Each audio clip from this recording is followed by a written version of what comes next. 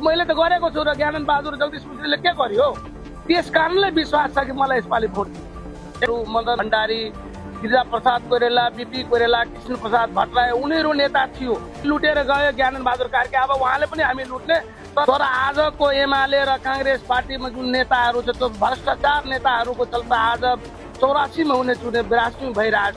ज्ञानन बहादुर कार्की पनि चुनाव जितेर जानुभयो, गर्छु त्यो गर्छु पत्रकारले रोजगार दिएका दिन्छु, तर के गरियो त? पहिले आयो फर्केर जितेर गइसकेपछि कहिले फर्केर आयो। त्यस कारणले जनताले यसपालि बुझिहाल्यो जनताको लागि मर्न मेट्न तयार छु भनेपछि त त्यो अरू कुरा त छोड्दिनुहोस्, मर्न मेट्न म पनि म तयार छु। यसपालि त्यसो भए जनताले तपाईँलाई पत्याउँछ? एकदम पत्याउँछ, जनताको हर दुखमा म साथ हुन्छु। भारी पीडितको टाइममा मैले यो 40,000 जनताको लागि मैले मोरे मेटे, पुलिसको लाठी खाएँ, एकैचोटिमा 25वटा लाठी मेरो जिउमा पर्थ्यो, टाउको फुट्यो, मरियो भनियो मान्छेले, तजमुल मन्सुरी मरियो, तर मैलेसँग त्यो जनताको दुवाले म बाँचेको छु। दर्शकबिन यति बेला हामीसँग हुनुहुन्छ सुनसरी क्षेत्र नम्बर 4 बाट उम्मेदवारी दिएका स्वतन्त्र उम्मेदवार तजमुल मन्सुरी। स्वागत छ यहाँलाई, धन्यवाद। यो क्षेत्रमा तपाईँको उम्मेदवारी किन? अब मेरो उम्मेदवारी किन भयो भनेपछि म विभिन्न पार्टीमा लागे, सबैले मैले साथ दिए, तर सम्ममा मलाई सबैले धोका दियो। पार्टी पछाडि लागेर 2047 सालदेखि म राजनीतिमा जुटेको व्यक्ति। आज मौका आउँछ, भोलि दिन्छ मौका, तर उहाँहरूले चाहिँ सम्ममा सधैँ धोका दिँदै आइरहेछ। त्यो हिसाबले म आज किन उम्मेदवारी दिए भनेपछि यो देशमा 2074 सालमा 84 सालमा चुनाव हुने थियो, तर त्यो चुनाव अहिले 82 में भइरहेछ। किन भइरहेछ भनेपछि 23 गते हाम्रो घटना भयो, 23 गते हाम्रो देशको युवाहरू, छोरा भाइ एउटा यो देशमा शहीद भयो, अनि 24 गते उहाँहरू चाहिँ घटना गर्नुभयो। त्यो दुःख लाग्यो कि यस्तो घटना किन घट्यो। एउटा भाषण तपाईँ पनि गर्न खोज्नु भएको कि कसो? होइन, मैले भाषण गर्न खोजेको होइन, म किन उम्मेदवारी दिए त्यो त आफ्नो राख्नु पर्यो नि त मलाई।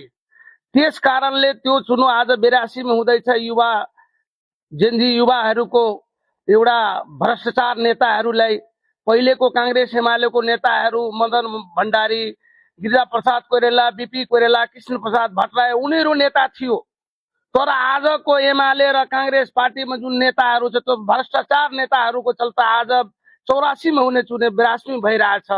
त्यसैको लागि म यो क्षेत्रमा उम्मेदवारी दिएँ कि जनताले पटक पटक मैले साथ दिएकै हो, हर दुख सुखमा मैले साथ दिएकै हो।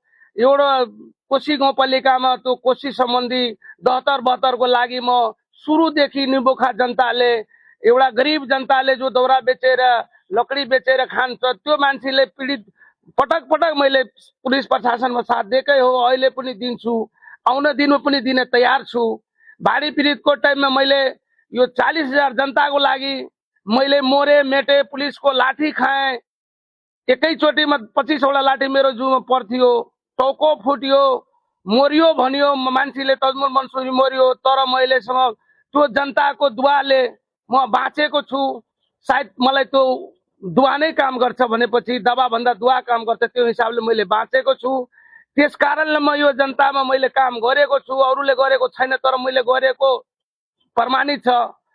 2058 सालमा तपाईले मुसहर समुदायको बस्तीलाई हटाइदिएको थियो, त्यसमा पनि मैले त्यो मुसहरको लागि कुटाइ खाएर अहिले मुसहर 40 घर 50 घर मुसहरलाई स्थापना गरेको छु। सुनसरी पुलाम गएर हेर्नुहोस्, मैले नै कुटाइ खाएको थिएँ 2058 सालमा।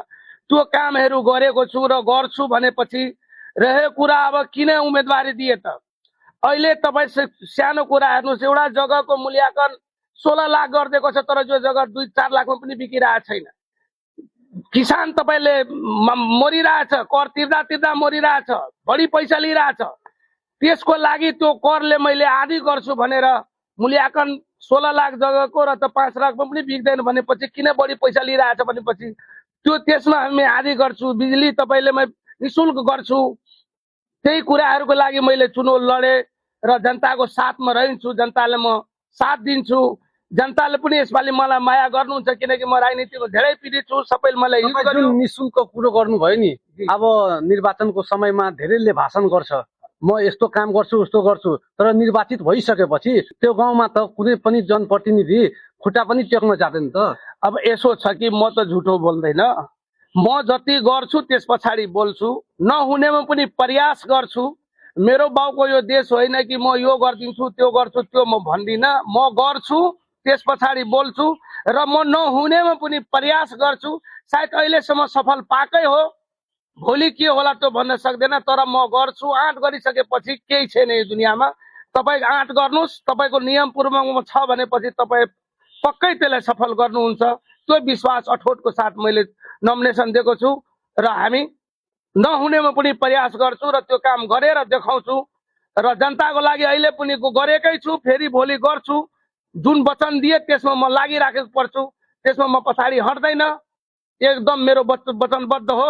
सुनसरी क्षेत्र नम्बर 4 बाट तपाईभन्दा ठुलो दलको नेताहरू यही क्षेत्रबाट उम्मेदवारी दिएको छ, तपाईको जित कतिको निश्चित हुन्छ त? अब यही क्षेत्रबाट उम्मेदवारी दिएको छ। दुईचोटि ज्ञानन बहादुर कार्की पनि चुनाव जितेर जानुभयो। बाख्रा पालन, खसी पालन, सुँगुर पालन, यो गर्छु त्यो गर्छु, 50 रोजगार दिएका दिन्छु, तर के गरियो त? कहिले आयो फर्केर, जितेर गइसकेपछि कहिले फर्केर आयो? त्यस कारणले जनताले यसपालि बुझिहाल्यो, हामीले ठग्ने, अब जनताले उहाँले ठग्छ। योभन्दा पहिले जनताले उहाँले ठग्नु भयो, तर अब उहाँले जनताले ठग्नुहुन्छ। यो जितिसकेपछि फर्केर आउँदैन। रह्यो कुरा आफ्नै घरमा कल्कै टाढोको देवता भन्दा नजिकको भूतै राम्रो। यसपालिको माहौल छ कि तजमुल मन्सुरी एकचोटि हाम्रो गाउँको हो, जित्दा पनि हामीसँग रहन्छ, हार्दा पनि हामीसँग रहन्छ भनेपछि हाम्रै गाउँमा आफ्नै नेता छ भने म त्यो ज्ञानन बहादुरलाई दुनियाँले किन दिने भनेपछि त्यस कारणले मेरो जित सुरक्षित छ र मलाई भोट दिन्छ त्यो विश्वासको लागि। तपाईको जित निश्चित छ मेरो जित। अहिले दुर्गा प्रसाईले विभिन्न किसिमको नारा जुलुस लगाइराखेको छ, चुनावै हुन दिन्न भनिरहेको छ। अब दुर्गा प्रसाईको कुरामा त म दुर्गा प्रसाई के भनिरहेछ, दुर्गा प्रसाई बोल्दा बोल्दा कहाँ के बोलिदिन्छ त्यसको टुङ्गो हुँदैन। अब यत्रो अरब रुपियाँ खर्चा भएर चुनाव भइरहेछ, देशमा शराब प्रचलन भइसक्यो, नोमिनेसन भइसक्यो, सबै उम्मेदवारले आफ्नो भोट माग्दैछ। कुन दलको नेताले नोमिनेसन दिएको? सबै पार्टीको नोमिनेसन गरेकै छ, भोट हाल्छ र यसपालि सोचे सम्झेर उहाँहरू हाल्नुहुन्छ। यसपालि चुडा मासुमा बिग्दैन, एकदम विश्वास छ। एकदम जनताको लागि मर्न मेट्न तयार छु भनेपछि त त्यो अरू कुरा त छोडिदिनुहोस्, मर्न मेट्न म पनि तयार छु। यसपालि त्यसो भए जनताले तपाईँलाई पत्याउँछ? एकदम पत्याउँछ। जनताको हर दुःखमा म साथ हुन्छु। शादी बिहा दुनियादारी जति हुन्छ त्यसमा सबैमा साथ हुन्छु। जतिसम्म सक्छु म सहयोग गर्छु। घर खानखाना मन्दिर मस्जिद सबैलाई मैले सहयोग गर्छु। त्यो अटोट लिएर मैले उठेको छु र पक्कै गर्छु। म विश्वाससम्म गर्छु र उहाँले पनि मलाई भोट दिनुहुन्छ यही आशको साथ मैले, किनकि मेरो छवि खराब छैन। म गरेर भोट माग्दैछु, गरिसकेको छु जनताको लागि। मैले रक्तै बहाएको छु भनेपछि त्योभन्दा ठुलो के हो त? मरेर बाँचेको छु जनताको लागि, त मैले त गरेको छु। र ज्ञानन बहादुर जगदीश कुशलीले के गर्यो? त्यस कारणले विश्वास छ कि मलाई यसपालि भोट दिन्छ, एकदम विश्वास छ। यसपालि मलाई म जनता दिदी बहिनी दाजुभाइ आमा बुवा सबैसँग म एकचोटि रिक्वेस्ट गर्छु, मलाई रिक्सा छापमा भोट दिएर तपाईँहरू विजय गर्नुहोस्।